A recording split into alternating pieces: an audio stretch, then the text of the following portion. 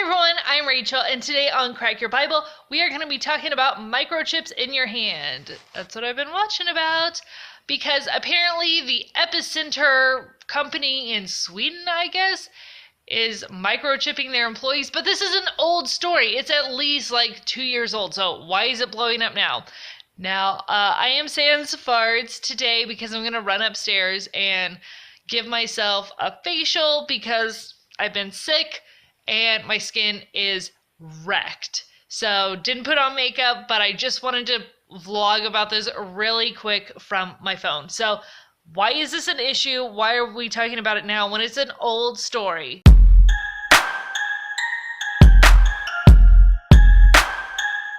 This morning I was reading the news and there was a story like, oh my gosh, this Swedish company Epicenter is chipping their employees. So it opens doors, it does the copy machine, whatever.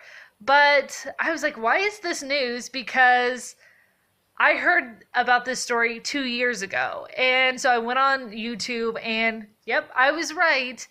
This is a really old story. I mean, even BuzzFeed did something more than 10 months ago on getting an RFID chip implanted.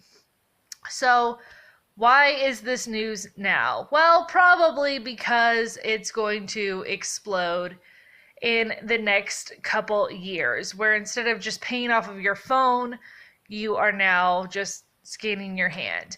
Now, Christians, we've been waiting for this day because we all know that in the last days, nobody is going to be able to buy or sell without the mark of the beast. And you see it slowly rolling out. Like in Seattle, they have the Amazon store where you can just pay by walking in and walking out. And it's in beta testing with only their employees, but you don't have a cashier or anything like that. It just knows what you've taken in and out. And there's like a signal, I believe it's on your phone, and it knows what you've already taken just by tracing like where your phone is in the store. So like, what is going on? Because I remember I was in high school. Now, I grew up in the San Francisco Bay Area where all the tech companies are, and I lived in the most expensive mid-sized town in America.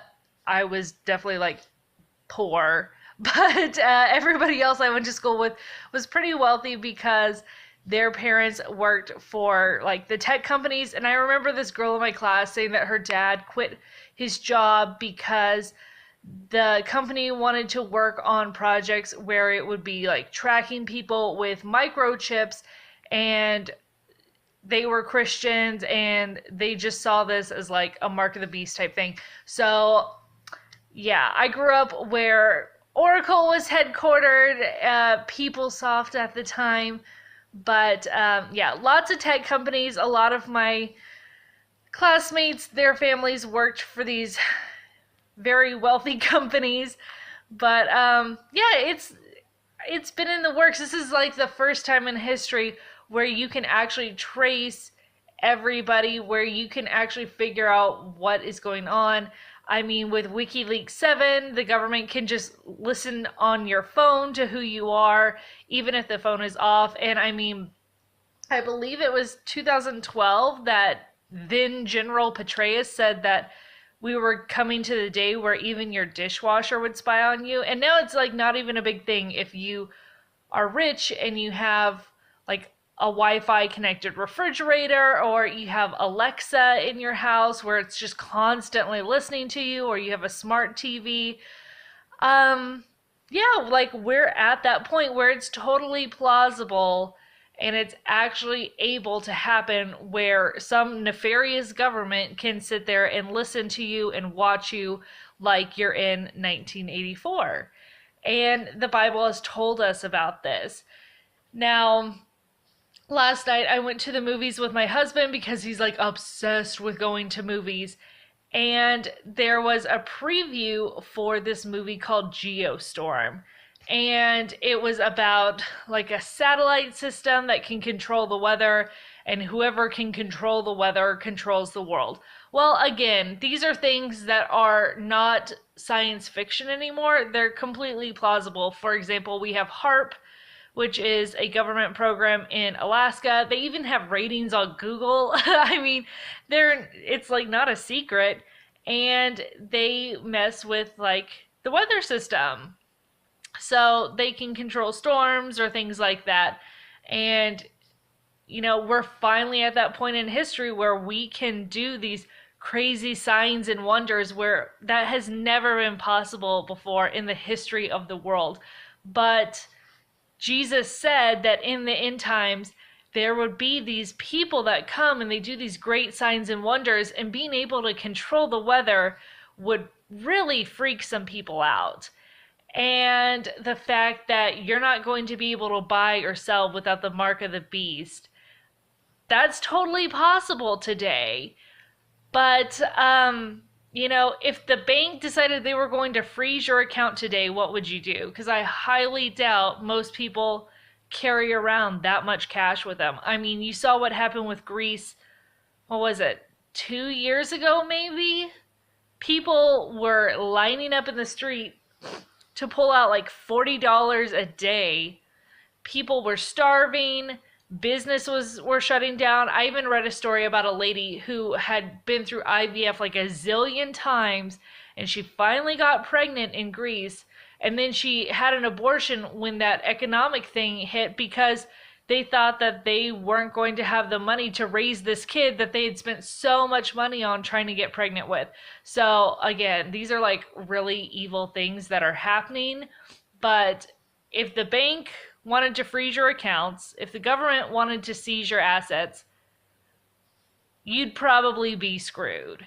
So if you don't take the mark of the beast, you're going to be up a creek, and it's totally possible where we are this day and age for this kind of stuff to happen. It's possible for the crazy signs and wonders that would make people lose their faith in God. Those things are totally possible now through technology that we have. And Jesus says that you'll know that these things are going to happen. You'll see the signs that the end is near, that the Antichrist is going to come on the scene, that Jesus is going to come back when the things that he tells you starts to happen. And he gives the example of a fig tree. And you know that when the leaves come out and it's spring and you see the buds and the flowers, you know that spring is near because we know the cycle of plants. In the winter, plants, they lose all their leaves. In the spring, they start to bud, they bear fruit, yada, yada, yada. So just like we can see these things starting to happen, we know that this time is coming near. And there are so many signs in the Bible that Jesus talks about.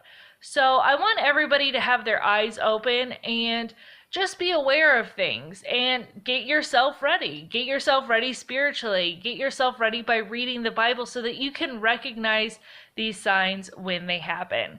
So anyway, I will see you on Friday, and I'll talk to you later. Bye.